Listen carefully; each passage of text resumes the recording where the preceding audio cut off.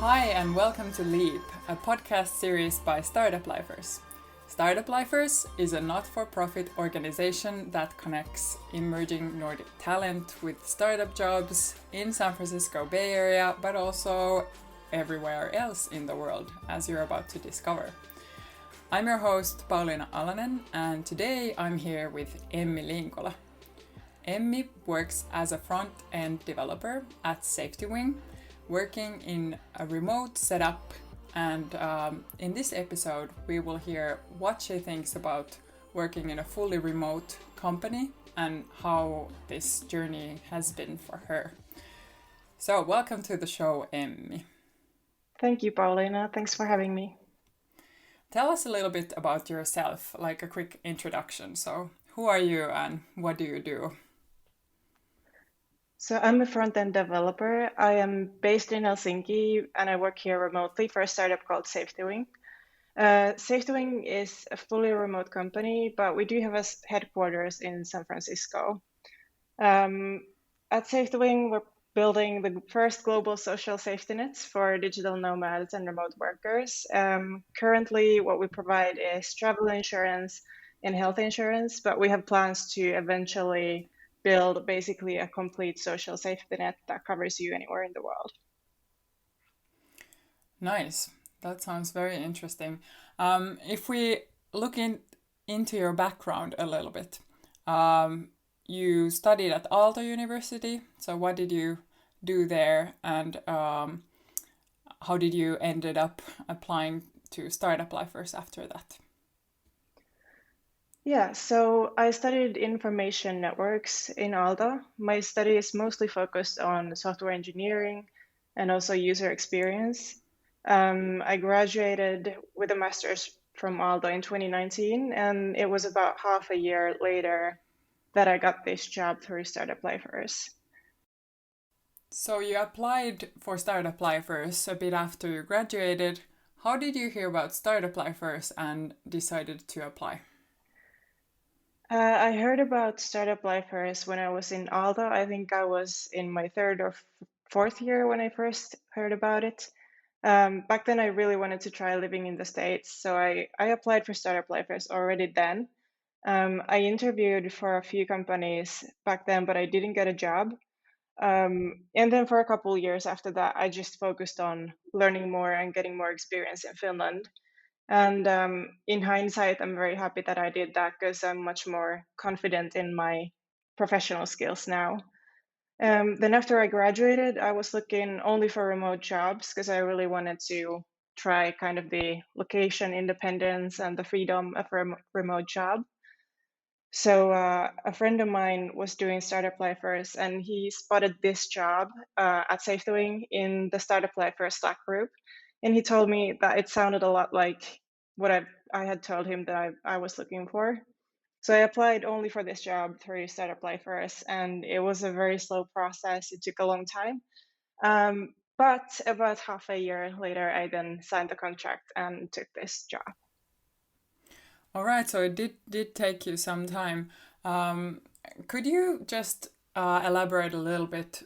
You said you wanted to find a remote job. So why were you interested in this kind of remote setup? Yeah, so I definitely wanted to try location independence, wanted to try maybe living somewhere else, or maybe just traveling more slowly. So that was kind of why I was looking for a remote job. Also, I was really interested in kind of working in a international environment rather than a company that is completely Finnish. Yeah, yeah, that makes a lot of sense. So you already told us a little bit about SafetyWing, what you do, and the entire company is in a remote setup, as you said. Could you still tell us a little bit about like your work experience prior to that, and now that you work as a front-end developer, like how is it to work there? Yeah, so while I was studying, I was working part-time for a lot of that time. I worked as a software consultant during my studies, and that was really good experience. I did full stack development back then, so I kind of got experience on the whole stack. But then I always knew that I wanted to focus on the front end, and so that is what I do at SafetyWing now. But it definitely has been very useful to kind of know the whole stack, and especially DevOps is a useful thing that I still do at my work now. All right. Well, for the purpose of this like podcast series, which is about remote work, it's very interesting the sort of global safety net or social safety net that you mentioned. Could you tell me a little bit about the company, like who has founded SafetyWing and what else do they do? Yes, for sure. SafetyWing was founded by Norwegians. Basically, they became digital nomads and moved abroad, lived abroad for a while, and they realized that they kind of lost access to this great Norwegian social safety net. And there wasn't really anything equivalent to that they could use now that they didn't live in Norway anymore. So what SafetyWing does, what we do is services for digital nomads and for remote workers, also for remote companies. Our aim is to eventually have all of the services of a country on the internet. And but the way that we go about this is that we build basically one functional product at a time. So currently, as I mentioned, we have travel insurance and we have health insurance. Next, we're going to be expanding into offering a remote doctor service and also remote pensions. Okay, very cool. And how big is the company now? We have about 20 people in the core team, and then we have a few more people also doing things like customer service. All right. So you said SafetyWing also has headquarters in San Francisco, and previously when we discussed prior to this episode, you mentioned that you went to San Francisco for a little while. So could you tell me a little bit about like how you got started with this company? You worked initially from Finland, then you went to San Francisco to meet the team. How was it when you started and then moved on into the fully remote mode? Yeah, so as you mentioned, I did start from Finland. I did for a while work part-time for SafetyWing, kind of try it out, how it works for both sides, and that went really well. So then I started full-time at SafetyWing in the beginning of 2020. And yeah, in the beginning, I just worked from Finland. The onboarding process was, of course, a little bit slower, I think, than it would be in person, but everything went pretty well. And then in February, I flew out to San Francisco where we had a team gathering. So the whole core team was in the same place for a week. Um, yeah, so that was really nice meeting the whole team, getting to know everybody, and just kind of getting more of a personal connection to meet the whole team. All right. So ever since you got back then from the States, you worked in the remote setup. How is it for you? Like, where are your closest teammates? Do you have to work like antisocial work hours? And how is the team, anyways? That would be interesting to hear. Yeah, so we are a very international team. We're mainly in like American and European time zones. I am actually the most easternmost person on the team when I'm in Finland. So this is kind of so that we have some overlap in hours. I usually take meetings at about 6 p.m., and that is 8 a.m. in San Francisco. So so yeah, I do have evening meetings, but usually only twice or three times a week. And we are pretty mindful about, not having meetings in the middle of the night for somebody. So it's only a couple hours after 6 p.m. that I have to be in meetings. Um, yeah, and on the other hand, then I get to have these slow mornings. when I can do my own thing. I like to exercise and go out in the morning. So it actually fits me pretty okay. Right now in COVID times, it hasn't felt too antisocial to have it this way. Yeah, and anyways, most of the people who are in your field or the same field, like technology, have been working remotely. So maybe you have even felt like a bit closer to the rest of the world like that. Yeah, I mean, this isn't exactly the ideal remote work experience now during COVID. It's um, not exactly how I imagined that my remote work would be like. But it has been a good experience in the sense that I have had to kind of get down these good practices and good habits for myself to do this in a sustainable way.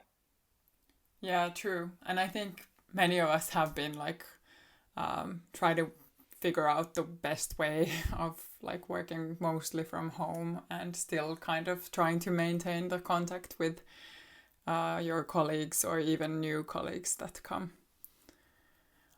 So we did a survey at Startuplifers about remote work and what people had as questions. So many of our listeners would be interested in knowing some details about the contracts, if you can share. So now that you work with a company that's US based, but remote, if I understood correctly. So could you share a little bit like how can you work from here, like in terms of contracts? Yeah, so for me, the best solution was that I work as a contractor, meaning that I have my own limited liability company, and SafetyWing is then a customer of my company. So my contract is not quite similar as to what the Startuplifers contracts usually are. My contract is basically it's ongoing for as long as we want to keep it so. And I wouldn't be able to actually get a J1 visa in the US with a contract like this. So you have to be an employee of the company, I think, if you wish to live in the US with the visa that Startuplifers normally provides. But for me, that wasn't as important because I knew that I would be doing this remotely for a longer time. So this was the best solution for me. All right. So even when you went to San Francisco prior to COVID, you knew that you would be coming back quite soon. Yes, I knew that I would be only able to stay for 3 months maximum. Yeah, which is the amount that you can stay in the US without any visa. All right. How about then meeting your coworkers or connecting with them in general? Like, do you have some good practices from SafetyWing that you could share with us here? Yeah, we do have some things. One thing that is pretty nice that we have is we have this virtual office. It's an app called TeamFlow. It is a TeamFlow is a startup as well, and we've just started using it, but it's basically this, it looks a little bit like Habbo Hotel type of virtual office where we have like chairs, we have different rooms, we have different areas, and then you can see the avatars of the rest of the team going around in there, and you can talk to them or start a video call and such things. So we hang out in TeamFlow whenever we're working. So you get a little bit of the feeling of like, oh, this person is working at the same time as me. You can even go say hi if you want to. Ah, so you kind of see the person in the virtual office, so you know that this person is currently working. Yeah, exactly. Oh, that's pretty cool. Yeah. Other things that we do is, well, we usually have team gatherings a couple times a year. Like I mentioned, did one in San Francisco in 2020, in the beginning of 2020.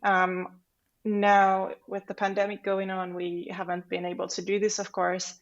So we have done virtual team gatherings instead. So these are usually kind of a intensive week or a couple days when we work together to kind of do something that we wouldn't normally do in our regular work. last time we did a hackathon. So that was a couple of days of intensive work for everybody, and then we also had all kinds of like fun things and team building exercises and such sprinkled in. Was the hackathon work related? So it was about some problem that you wanted to do in the company anyways. Yes, kind of. It was something that we didn't have sort of clearly on the roadmap yet, but then we sort of made the entire concept during that week, and we had groups working on this like one at a time to kind of get the idea, or to first have the idea, find the idea, and then like build it to get it started. What we did was it's called Plumia. We're trying to get started on building the actual first country on the internet. So Plumia was done basically during this week, and now it kind of has taken on its own life. It is meant to be like a separate entity from SafetyWing, and there's a lot of cool, excited people from the remote workspace kind of working together to bring that goal possible, to build the first country on the internet. So that's pretty cool. Really? And it's called Plumia, you said? Yes. You can check out more at the website. It's plumia.country. Okay. Very cool. I've never heard about that. But yeah, you're right. There is a strong community of like remote workers and these like digital nomads, even before COVID, of course. But probably still like after COVID, probably much stronger even now that so many companies have like onboarded these kind of remote work policies and practices. Yeah, definitely. Very cool. Was there any other kind of good best practices for connecting with coworkers that you still want to mention? Well, one kind of fun thing that we've been doing lately is that we have these weekly team meetings, and every week it's somebody's turn to give a little presentation, just for fun. It's about themselves, about things that their coworkers probably wouldn't know about them, their hobbies, kind of like a closer look to who they are. I had my presentation like this week, so it was pretty fun. Oh yeah, I was just about to ask if you have had yours yet. Sounds like a really good way of kind of accelerating the knowing each other better in the team. Yeah, definitely. Because yeah, people might, when they have this opportunity to bring up things that they necessarily wouldn't just start talking about, like, oh, I'm so good at this, you know. So this is a chance to find out more about them, which is really interesting. Yeah, and usually those would come like if you're in the same physical space, like I don't know, in the kitchen, and then just somebody starts talking about a hobby, and then someone else is like, "Oh yeah, I share this hobby." But if you don't have that, then how do you kind of enable that conversation? Yeah, because you don't have the water cooler or the coffee talk in the same way when you're remote. Yeah, exactly. So we discussed a little bit about like your passion towards this being a digital nomad and like enabling remote work and like even better how it is currently and seems like that's very much aligned now that you have this job at SafetyWing. So do you know many other people that work remotely like you? I mean, other than your colleagues, of course. Actually, not so many. I feel like it would have been easier to connect with, digital nomads if I had been able to actually be location independent during this time. But instead, we've had COVID, so I've mainly been in Helsinki, and it hasn't really been the greatest time to socialize. So I actually don't know so many people who do like a fully remote job outside of the COVID situation. Yeah, true. Well, once we get out of this all, uh, where do you see yourself traveling slowly or working remotely from? So many places. Definitely going back to the US for a bit, at least. But yeah, I really love the mountains, so maybe Switzerland also or Italy. We'll see. Nice. Well, those at least sound like places where you would be able to find a good internet connection and some other necessities for like fully functional remote work. So sounds Yeah. good. What about other like good practices for like digital nomads or like working remotely? Well, one thing that we try to do at SafetyWing is that we try to keep meetings to a minimum, unless it's something very important that really needs to be discussed kind of with everybody present there at the same time. A lot of things can be discussed in Slack, and that gives people kind of the opportunity to really, have uninterrupted focus time, which is one of really the benefits of remote work, that you get to really be able to focus 100% on what your core work is. I also find that it's really easy when you work remotely to work too much, because yeah, you kind of it's not so much about like what hours you work, it's about like the output of your work.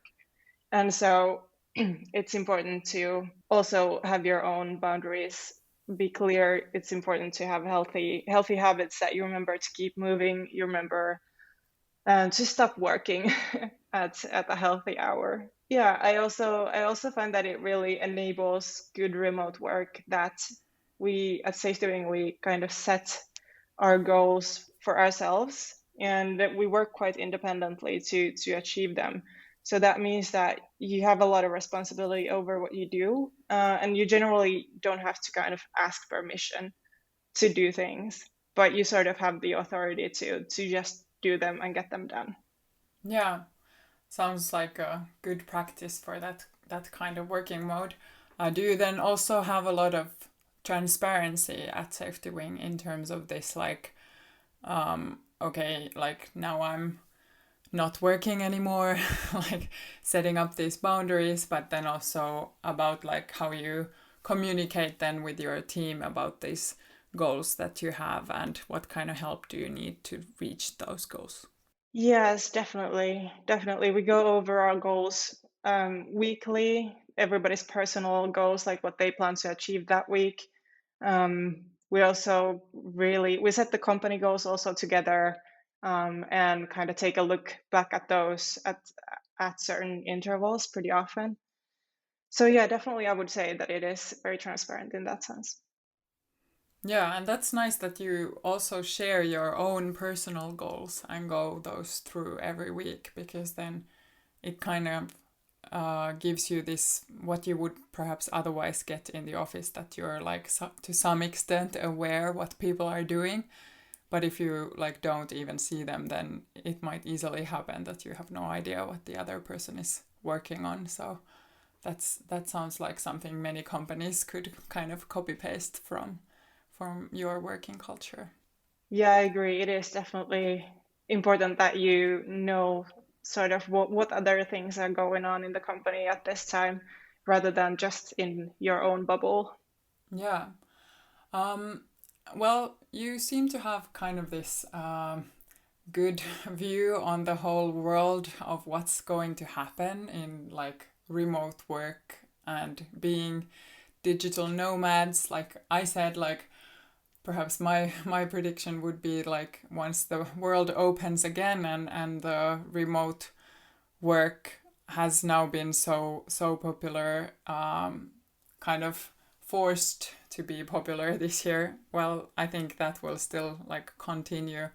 So what would your kind of prediction for the future of work and perhaps in particular in terms of remote work be? Like how do you think it will continue from here? I think that definitely this time has accelerated the pace at which companies are getting used to remote work and accepting that remote work is definitely here to stay now. So I definitely think that a lot of people are going to want to go back to like somewhat less remote work. A lot of people are going to want to, go to the office again for a bit and meet their colleagues and have that sort of connection, face-to-face connection again. But I do think that companies will find it more important that they have to offer this chance to people that people can be even fully remote if they want to. In Finland, at least in software companies, it has been like a common practice for a long time now that companies allow people to be partly remote, meaning that they can be remote for a couple days a week, for example. But I think that now everybody has tried it out. People have seen that it's really not such a big problem to be fully remote, and it can really be handled in a really good way. So I hope that this means that people will have more opportunities to work fully remote, and hopefully this will be seen in things like where people get to choose that they live. Maybe I know a lot of people in my team at SafetyWing have been moving more towards the countryside lately. So that will be interesting to see how it affects other areas of our lives, what it enables us to do. Yeah, exactly. That's a really, really good point. And yeah, there are more and more of these companies that are fully remote, but then kind of like SafetyWing also like make sure that people meet each other at least sometimes, either through these workations or some kind of common gathering, be it in San Francisco or wherever. So like kind of hybrid mode, combining the best of the two, will be probably what the future will look like. Yes, of course, like this COVID time, like I mentioned before, has been a fairly extreme type of remote work, even for the people who would normally work remotely as well. Yeah, that's true. Anyways, I think that was my last question for you, Emmi. It was a great pleasure to talk to you about remote work and your work as a software developer, front-end developer at SafetyWing. So that's it for Leap. Thank you for listening. If you want to hear more stories from Startuplifers and their adventures in tech startups, you can listen to this podcast on Spotify or on Apple Podcast or wherever you get your podcasts. If you want to apply to become a stellar front-end developer like Emmi, you can check out the open positions at startuplifers.org or just get in touch with the team. Until next time.